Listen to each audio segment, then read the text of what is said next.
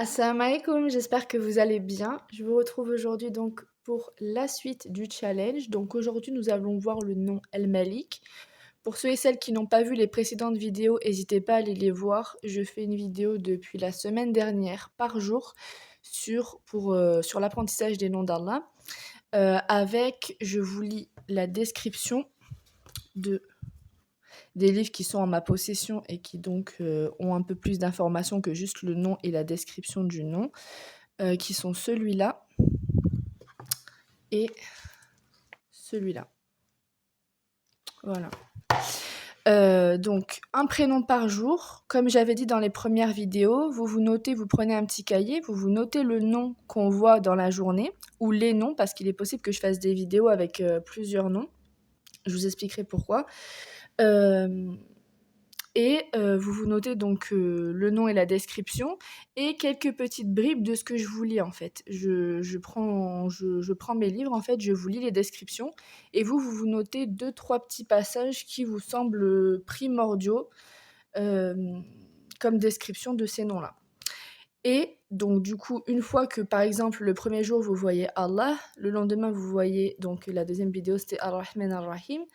Quand vous voyez Ar-Rahman Ar-Rahim, vous révisez en 5-10 minutes Allah.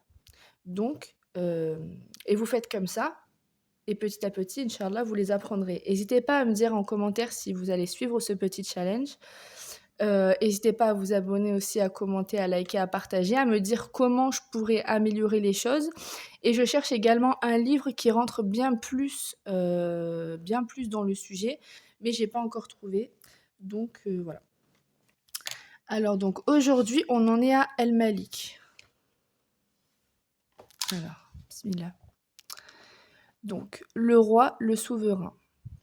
Le nom le roi est rapporté dans 5 endroits du noble Coran, dont la parole du Très-Haut, A'udhu billahi minash shaitanir rajim, bismillahir rahmanir rahim. C'est lui Allah, nulle divinité autre que lui, le roi, le pur. Et le nom, le souverain, est rapporté en un seul endroit, dans la parole du Très-Haut. Les pieux seront dans des jardins et parmi des ruisseaux, dans un séjour de vérité, auprès d'un souverain omnipotent. Ces 2 noms indiquent qu'Allah est celui qui a la royauté, c'est-à-dire le possesseur de toutes choses, et celui qui les administre sans que rien ne puisse l'en empêcher ni repousser cela. Il est fréquemment montré dans le noble Coran que l'unification d'Allah dans la possession sans associé est une preuve claire de l'obligation de l'unifier seul dans l'adoration. Le Très-Haut dit: tel est Allah, votre Seigneur, à lui appartient toute la royauté, point de divinité à part lui. Comment pouvez-vous vous détourner de son culte? Et que l'adoration de ce qui est en dehors de lui et qui ne possède pour soi-même ni capacité à causer du tort, ni à apporter le bien, ni à donner la vie, ni à donner la mort, ni à ressusciter, est le plus grand égarement et la pire fausseté. De nombreux versets du Coran montrent et concrétisent cette vérité et clarifient cette affaire, comme le Très-Haut dit: tel est Allah votre Seigneur, à lui appartient la royauté, tandis que ceux que vous invoquez en dehors de lui ne sont même pas maîtres de la pellicule d'un noyau de date. Et le Très-Haut dit: mais ils ont adopté en dehors de lui des divinités qui, étant elles-mêmes créées, ne créent rien, et qui ne possèdent la faculté de faire ni le mal ni le bien pour elles-mêmes, et qui ne sont maîtresses ni de la mort, ni de la vie, ni de la résurrection. Ainsi, ce qui ne possède pas même un atome de cet univers, il n'est pas permis de lui vouer quoi que ce soit de l'adoration, puisque l'adoration est le droit du grand roi, le noble créateur, le seigneur et administrateur de cet univers, sans associer, que sa position soit élevée, que son pouvoir soit élevé, que sa grandeur soit élevée. Il n'y a pas de divinité digne d'adoration si ce n'est lui. Voilà. Et donc dans celui-là, je vais vraiment essayer, Inch'Allah, de me fournir d'autres livres. Peut-être, pourquoi pas, faire directement des points clés avant la vidéo pour directement vous lire les points clés si ça vous intéresse. Sinon, je continuerai de vous lire tout ce qui se trouve dans le livre, c'est pas un problème. Et je vais me pencher là-dessus. Je vais aller à ma mektaba et je vais voir un petit peu ce que j'y trouve. Donc là, nous avons El Malik, le roi, El Malik lil Mulk, celui qui détient la royauté. C'est-à-dire qu'Allah est celui qui possède toutes les grandes qualités réservées au roi des rois. telles que la perfection de la force, de la puissance et du pouvoir, telles que l'omniscience, la parfaite sagesse, l'inéluctable réalisation de la volonté, la perfection de la gestion, la pleine miséricorde, ainsi que le pouvoir absolu appliqué au monde céleste et terrestre, dans cette vie d'ici-bas et dans l'au-delà. Le pouvoir absolu relatif à trois sortes de lois qui concernent tout ce qui existe. 1. Les lois relatives à la prédestination, c'est-à-dire que tout ce qui se déroule suite à la prédestination, toute création ou annihilation, la vie donnée ou reprise, les éléments permettent de perdurer. Tout cela se réalise conformément à son décret et à sa prédestination. 2. Les lois relatives à la religion.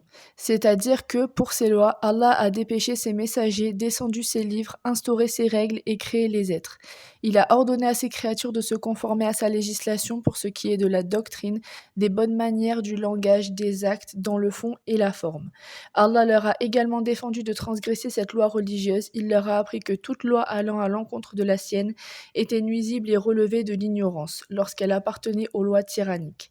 Les lois relatives à la rétribution. Elles concernent la rétribution relative aux actes, bons ou mauvais, sur terre et dans la vie future. Cela concerne donc la récompense accordée à ceux qui obéissent et la punition réservée aux autres. Toutes ces lois découlent et dépendent de sa justice, de sa parfaite sagesse et des qualités pour lesquelles il mérite les louanges. Ces attributs sont tous relatifs à sa royauté. Celle-ci dénote également que tout ce qui existe est sa propriété, les créatures sont toutes ses esclaves, ils dépendent entièrement de lui. Rien ne pourrait échapper à sa royauté, aucune créature ne pourrait se dispenser de la création et des soins provenant d'Allah, ni de ses faveurs ou de sa protection. La royauté d'Allah inclut également le fait qu'il descende ses livres et dépêche ses messagers, le fait qu'il montre au monde la voie à emprunter, qu'il guide les pas perdus, qu'il établisse clairement les arguments accablant les rebelles entêtés.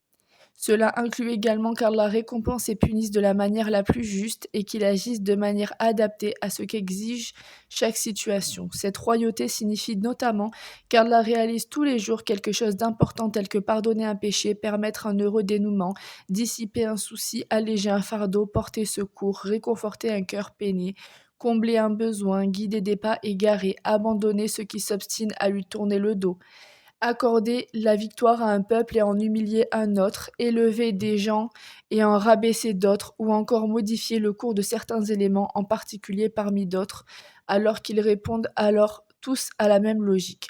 Tout cela afin que les gens reconnaissent la perfection de la royauté d'Allah, l'inéluctable réalisation de sa volonté et l'étendue de son pouvoir. Ainsi donc, la royauté s'articule autour de 3 points. Les attributs de cette royauté, c'est-à-dire ceux d'Allah, ce sont de majestueuses qualités. Le fait qu'Allah détienne le pouvoir absolu d'agir dans tous les univers, le fait que toutes les créatures soient sa propriété, ses esclaves. Allah est donc le roi auquel appartiennent le royaume céleste et terrestre, ainsi que les décisions qui s'y exécutent. Personne ne partage cela avec Allah, ni de près ni de loin. Voilà pour El Malik, j'espère que vous avez pris des notes. N'hésitez pas à faire des arrêts sur image, des arrêts sur vidéo pour prendre des notes. Et pour réviser, c'est vraiment en 20-25 minutes, vous avez vraiment des petites notes. Prenez un beau cahier, notez-vous les noms en français, en arabe. Voilà. Et quelques petites bribes de ce que je vous lis. Comme ça vous permet de savoir le nom, mais aussi d'en apprendre un petit peu plus, Inch'Allah. Bi'inillah. J'espère que cette vidéo vous a plu. Encore une fois, n'hésitez pas à vous abonner, à suivre les vidéos, à regarder les anciennes. J'ai commencé donc Allah, Rahman Ar-Rahim, on a vu El-Quddus, El-Mu'min. Voilà. Je vous dis à très vite pour un prochain nom d'Allah. Salam alaikum.